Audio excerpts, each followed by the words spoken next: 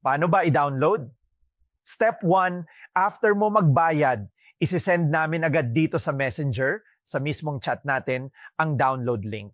Step 2, ay click mo lang ang link at automatic kang mapupunta sa aming storage site kung saan naka-organize at naka-categorize na ang lahat ng visuals para madali mong mahanap ang gusto mong gamitin.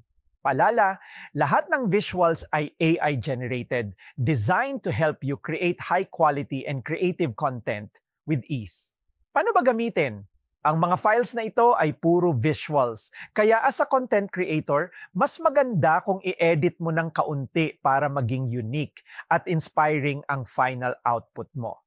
Suggested app, CapCut. Libre lang ito. Pwedeng i-download sa Apple App Store or Google Play. Simple steps to use. Step 1, ay add mo ang video sa CapCut.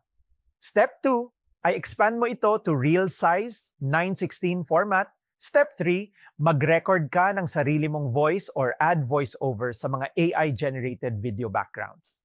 Boom! May custom content ka na ready i-post. Sulit na sulit ang binili mong visuals. Minsan, nasasabi mo sa sarili mo, naglilingkod naman ako sa Panginoon, pero parang walang nakakaintindi. Parang ikaw lang ang seryoso. Parang nakakapagod na, parang walang resulta.